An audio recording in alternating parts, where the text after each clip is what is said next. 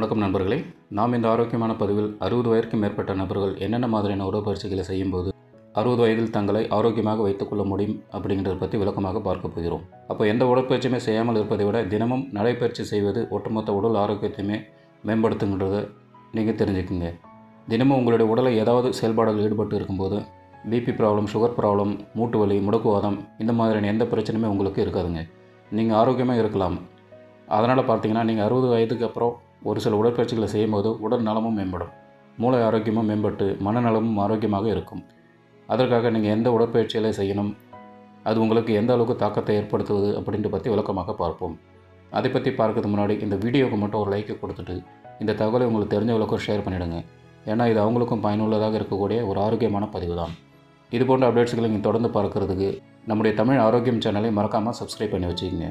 பக்கத்தில் இருக்கக்கூடிய பெல் பட்டனை கிளிக் பண்ணி ஆல் என்ற ஆப்ஷனை செட் பண்ணி வச்சுக்கிட்டிங்கன்னா நாங்கள் போடக்கூடிய எல்லா அப்டேட்ஸ்களும் உங்களுக்கு நோட்டிஃபிகேஷன் அடிக்கடி வந்து சேரும். சரி, வாங்க நண்பர்களே, இப்போ வீடியோக்குள்ளே போயிடலாம். ஸோ அந்த வகையில் 60 வயதுக்கு மேற்பட்டவர்கள் குறுநடை பயிற்சி செய்யும்போது நலமாக இருக்க முடியும். குறைந்த தாக்கத்தை ஏற்படுத்தக்கூடிய இந்த உடற்பயிற்சி தான் குறுநடை, அதாவது சின்னதாக வாக்கிங் போகிறது அப்படின்னு சொல்லுவாங்க. அதிக தூரம் எல்லாம் நீங்கள் போகாமல் அருகில் 10 அல்லது 15 நிமிடங்கள் நடக்கும்போது இதய ஆரோக்கியம் உங்களுக்கு மேம்படும்.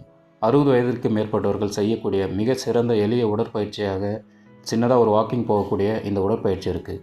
நீங்கள் ரொம்ப தூரம் வேகமாக நடக்கணும் அப்படின்னு கிடையாது, ரொம்ப நேரம் நடக்கணும் அப்படின்லாம் கிடையாது. உங்களால் முடிஞ்ச அளவுக்கு 10லேருந்து 15 நிமிடம் நடக்கலாம். பக்கத்தில் இருக்கக்கூடிய பார்க் வரைக்கும் நடக்கலாம், இல்லை பக்கத்தில் இருக்கக்கூடிய ரோடு வரைக்கும் கூட நடந்து போகலாம். ஸோ அதனால் இந்த மினி வாக் அல்லது குறுநடை அப்படின்னு இந்த விஷயத்தை மட்டும் எப்போவும் விட்டுறாதீங்க. 60 வயதுக்கு மேற்பட்டவர்கள் செய்யக்கூடிய உடற்பயிற்சியில் மிக முக்கிய அங்கமாக இருக்கக்கூடிய இந்த குறுநடையை நீங்கள் மேற்கொள்ளும்போது நீங்கள் நலமாக இருப்பீங்க. கொலஸ்ட்ரால் பிரச்சனை, சுகர் ப்ராப்ளம், பிபி ப்ராப்ளம் எல்லாம் உங்களுக்கு எதுவுமே இருக்காது. அடுத்ததாக நாற்காலி பயிற்சிகள். இது ஈஸியாக உங்களுக்கு இருக்கும். நடைப்பயிற்சி போல தான் இந்த நாற்காலி பயிற்சி இருக்கும். இதுக்கு பார்த்திங்கன்னா நீங்கள் வீட்டில் இருக்கக்கூடிய நாற்காலியில் அமரணும். அமர்ந்துவிட்டு மீண்டும் எழுந்து அமரணும். இதே ஸ்குவாட் பயிற்சின்னு சொல்லுவாங்க. இந்த பயிற்சி கீழ் உடல் தசைகள், குறிப்பாக அந்த தொடைப்பகுதியில் இருக்கக்கூடிய தசைகள், உடலினுடைய சமநிலை எல்லாம் உங்களுக்கு மேம்படும். பேலன்ஸ் தடுமாறாமல் உங்களுடைய கால்கள், உடல்கள் வலிமையாக இருக்கிறதுக்கு இந்த நாற்காலி பயிற்சி உதவிகரமாக இருக்கும். இதுக்கு நீங்கள் நாற்காலி எப்படி தேர்வு செய்யணும் அப்படின்னா, குஷன் நாற்காலி வச்சுருந்தாலும் ஓகே தான். அதுவுமே உங்களுக்கு கொஞ்சம் கம்ஃபர்டபுளாக இருக்கணும். உடஞ்சிருக்கக்கூடிய பழுதடைஞ்சிருக்கிற நாற்காலி எல்லாம் பயன்படுத்தாதீங்க. சப்போஸ் நீங்கள் பேலன்ஸ் தடுமாறி கீழே விழுந்துட்டிங்கன்னா அது மிகப்பெரிய ஆபத்தை ஏற்படுத்தும். அதனால் கம்ஃபர்டபுளாக இருக்கக்கூடிய ஒரு நாற்காலியில் அமர்ந்து எழுந்து மீண்டும் அமருங்க. வேகமாக உட்கார்ந்து எழுந்திருக்கணும் அப்படின்றது கிடையாது. அதிக நேரம் உட்கார்ந்து ஃபாஸ்ட்டாக பண்ணணும் அப்படின்றதும் கிடையாது. அந்த மாதிரி மெதுவாக பண்ணணும். உட்கார்ந்து எழுந்து மறுபடியும் உட்கார்ந்து எழுந்திருக்கணும். உங்களால் முடிஞ்ச அளவுக்கு பண்ணணும். நீச்சல் பயிற்சி 60க்கும் மேற்பட்டவர்கள் செய்யும்போது நலமாக இருக்க முடியும். நீச்சல் பயிற்சி அப்படின்றது உடல் நலத்தையும் மேம்படுத்தும், மன நலத்தையும் மேம்படுத்தும். மன அழுத்தம், ஸ்ட்ரெஸ், டென்ஷன், டிப்ரெஷன் நீங்கிவிடும். அதுக்காக நீங்கள் வாரத்தில் 1 அல்லது 2 நாட்கள் மட்டும் நீச்சல் அடித்தாலே போதுமானதுதான். 6 அல்லது குளங்களில் நீங்கள் நீச்சல் அடிக்கலாம். உங்களுடைய நண்பர்களோடு சேர்ந்து நீச்சல் அடிக்கலாம், அல்லது உங்களுடைய பேர குழந்தைகளோட, பிள்ளைகளோட போயிட்டு கூட நீச்சல் அடிக்கலாம். இல்லை உங்களுக்கு நீச்சல் தெரியல அப்படின்னா நீங்கள் அங்கீகரிக்கப்பட்ட பயிற்சி நிறுவனங்களில் ஒரு பயிற்சியாளருடைய உதவியோடு அந்த நீச்சல் பயிற்சியை நீங்கள் மேற்கொள்ளலாம். இதை நீங்கள் செய்யும்போது உங்களுடைய மன அழுத்தம் முதல்ல குறைய ஆரம்பிக்கும். இன்னும் குறிப்பாக பார்த்தீங்கன்னா மூட்டு வலி, முடக்குவாதம் இந்த மாதிரி பிரச்சனை எல்லாம் இருக்காது. எலும்புகள் தொடர்பான வலிகள் எதுவுமே உங்களுக்கு இருக்காது. தசைகள் உங்களுக்கு ஆரோக்கியமாக செயல்படும். உடல் உங்களுக்கு இயல்பாகவே சிறப்பாக செயல்பட ஆரம்பிக்குங்க. அதனால் நீங்கள் நீச்சல் பயிற்சியை மேற்கொள்ள வேண்டியது மிக மிக அவசியம். அடுத்து சுவரில் புஷ்அப் பண்ணலாம். 60 வயதுக்கு மேற்பட்டவங்க சுவரில் புஷ்அப் பண்ணணும் அப்படின்னு கேட்டிங்கன்னா நீங்கள் தரையில் தான் புஷ்அப் பண்ணக்கூடாது, தவிர சுவரில் புஷ்அப் பண்ணலாம். அதனால் உங்களுக்கு எந்த விதமான தீமையும் இருக்காது. உடலுடைய தசைகளை வலுப்படுத்துறதுக்கு சுவரில் நீங்கள் புஷ்அப் பண்ணலாம். இதுக்கு அதிக எனர்ஜி தேவை கிடையாது. ஆனால் இது ஒரு நல்ல பயிற்சியாக இருக்கும் அப்படின்னு மட்டும் ஞாபகம் வச்சுக்கிங்க. சுவரில் புஷ்அப் பண்ணும்போது வேகமாக புஷ்அப் பண்ணணும், அதிக புஷ்அப் எடுக்கணும். ரொம்ப நேரம் புஷ்அப் பண்ணலாம் கிடையாது. முடிஞ்ச அளவுக்கு நீங்கள் சுவரில் புஷ்அப் பண்ணாலே போதுமானதான். இது உங்களுடைய தசைகள், எலும்புகளை ஆற்றலாக உங்களுக்கு மாற்றி கொடுக்கும். அதாவது உங்களுக்கு எனர்ஜி கொடுத்து பேலன்ஸ் தடுமாறாக இருக்கிறதுக்கு செய்யுங்க. அமர்ந்த நிலை பயிற்சி நீங்கள் செய்யலாம். இந்த அமர்ந்த நிலை பயிற்சி கொஞ்சம் டிஃப்ரெண்ட். அதாவது நாற்காலியில் அல்லது கட்டில் நீங்கள் அமர்ந்தபடி காலை நீங்கள் தூக்கணும். நீங்கள் படுத்துட்டு அப்படியே நீங்கள் காலை தூக்கலாம், இல்லை அமர்ந்தபடி காலை தூக்கலாம். இது கால் தசைகளை உங்களுக்கு வலுப்படுத்தக்கூடிய பயிற்சி. தடுமாறி கீழே விழுந்தக்கூடிய அபாயத்தை அமர்ந்த நிலை பயிற்சி உங்களுக்கு குறைக்குங்க. அதனால் இந்த அமர்ந்த நிலை பயிற்சி நீங்கள் செஞ்சு பார்க்கலாம். இது உங்களுக்கு எந்த விதமான தீமையுமே ஏற்படுத்தாது. அது கூட ஒற்றைக்கால் சமநிலை பயிற்சி நீங்கள் மேற்கொள்ளலாம். 60 வயதுக்கு மேற்பட்டவர்கள் இந்த சூரிய நமஸ்காரம் மாதிரி பண்ணலாம்னு சொல்லுவாங்க. இந்த மாதிரி பயிற்சி சமநிலை உங்களுக்கு பராமரிக்க ஹெல்ப் பண்ணும். பேலன்ஸ் தடுமாறாமல் இருக்கிறதுக்கு கால் தசை நரம்புகள் எல்லாத்தையுமே உங்களுக்கு வலுப்படுத்தும். சில நிமிடங்கள் நீங்கள் இதுக்கு ஒற்றை காலில் நிற்கணும். அதுக்கப்புறம் மற்றொரு காலை மாற்றி சில நிமிடங்கள் நிற்க வேண்டும். அதுக்கு ஒரு குறிப்பிட்ட டைம் 5லேருந்து 10 நிமிஷங்கள் நீங்கள் செய்யலாம். உங்களால் முடிஞ்ச வரைக்கும் அதை செய்யலாம். சூரிய நமஸ்காரம் மாதிரி தான் இது இருக்கும்.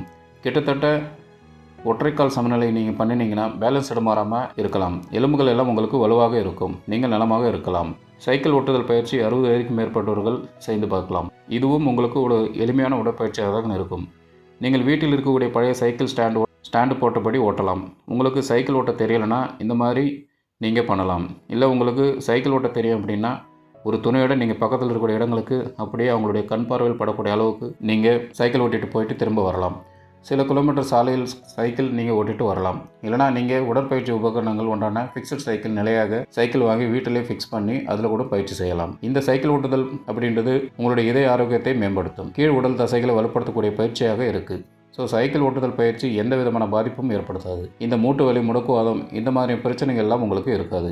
எலும்பு தொடர்பான பிரச்சனையும் இருக்காது. பிபி ப்ராப்ளம், சுகர் ப்ராப்ளம், இதயம் தொடர்பான பிரச்சனையும் இருக்காது. நீங்கள் நலமாக இருக்கலாம். இந்த உடற்பயிற்சியை நீங்கள் தொடர்ந்து செஞ்சுட்டு இருந்தீங்கன்னா அது உங்களுக்கு ஆரோக்கியம், உடல்நலத்தையும் மேம்படுத்தும், மனநிலையும் மேம்படுத்தும். செய்யக்கூடாத ஒரு சில உடற்பயிற்சிகள் இருக்குது. அதை நீங்கள் கவனத்தில் வச்சுக்கணும். அந்த உடற்பயிற்சிகள் நீங்கள் செய்யக்கூடாது. இப்போது அந்த செய்யக்கூடிய உடற்பயிற்சிகளை பார்த்தீங்கன்னா நீங்கள் வெயிட் போடக்கூடிய உடற்பயிற்சிகள் எல்லாம் செய்யக்கூடாது. இப்போ கழுத்துக்கு பின்னால் இழுக்கக்கூடிய உடற்பயிற்சிகள் எல்லாம் நீங்கள் தவிர்க்க வேண்டும். இந்த டெட் லிஃப்ட் ஒர்க் அவுட் எல்லாம் நீங்கள் செய்யக்கூடாது. முழங்காலில் பாதிப்பு ஏற்படுத்தக்கூடிய உடற்பயிற்சிகளை நீங்கள் செய்ய வேணாம். புல்லப் புஷ்அப் எல்லாம் நீங்கள் பண்ணக்கூடாது, தவிர்த்து விட வேண்டும். புஷ்அப் என்பது பண்ணலாம், அப்படின்னா சோரில் மட்டும் நீங்கள் புஷ்அப் பண்ணிக்கலாம். மற்றபடி தரையில் அமர்ந்து புஷ்அப் பண்ணக்கூடாது. அதிக எடையை போட்டு செய்யக்கூடிய செஸ்ட் ப்ரெஸ் ஒர்க் அவுட் எல்லாம் நீங்கள் தவிர்க்க வேண்டும். வெயிட் லிஃப்டிங் போன்ற உடற்பயிற்சிகள் நீங்கள் செய்யக்கூடாது. இப்போ இந்த ஸ்குவாட்டிங் உடற்பயிற்சி கூட நீங்கள் தவிர்க்கணும்னு தான் சொல்லுவாங்க. ஏன்னா நீங்கள் பார்த்தீங்கன்னா நீங்கள் வேகமாக உட்கார்ந்து எழுந்திருப்பீங்க. அதிக நேரம் பண்ணும்போது தான் நல்லதுன்னு நீங்கள் நினச்சிங்க. அப்படி கிடையாது. அது உங்களுடைய உடல் நலத்துக்கு தீமையை தான் விளைவிக்கும். நீங்கள் மெதுவாக செய்யக்கூடிய ஸ்குவாட்டிங் உடற்பயிற்சி எடுத்துக்கங்க. உட்கார்ந்து பொறுமையாக எழுந்துருங்க. மறுபடியும் மீண்டும் உட்கார்ந்து பொறுமையாக இருந்தாலே போதுமானது. இந்த ட்ரெட்மில் ஓடக்கூடிய பயிற்சி 60 வயதுக்கு மேற்பட்டவர்கள் நபர்கள் தவிர்க்கிறது நல்லது. ஏன்னா 60 வயதை தாண்டும் போது ட்ரெட்மில் ஓடும்போது நமக்கு இம்பேலன்ஸ் ஏற்படலாம். இதனால் ட்ரெட்மில் நடக்கும்போது பேலன்ஸ் தடுமாறக்கு வாய்ப்பு இருக்குது. அப்படிங்கிறதுனால அதை தவிர்க்கிறது நல்லது. இதை நீங்கள் ஞாபகம் வச்சுக்கோங்க. குறிப்பாக 60-50 வயதுக்கு மேற்பட்டவர்கள் நபர்கள் கூடுமான வரைக்கும் இந்த ஜிம் ஆக்டிவிட்டிஸ் எல்லாம் அறவே தவிர்க்க வேண்டும். அதனால் செய்யக்கூடிய உடற்பயிற்சிகளை செய்யுங்க. செய்யக்கூடாத உடற்பயிற்சிகள் தவிர்க்க வேண்டும். உடல் நலத்தையும் மனநலத்தையும் ஆரோக்கியமாக இருக்கிறது தான் இந்த உடற்பயிற்சிகள் எல்லாமே. ஸோ 60 வயதில் நலமாக இருக்கக்கூடிய வாய்ப்பை பெறுங்க. அடுத்த ஆரோக்கியமான பதிவில் மறக்காமல் சந்திப்போம். அதுவரை ஆரோக்கியமாக இருங்கள், நலமுடன் இருங்கள். நன்றி, வணக்கம்.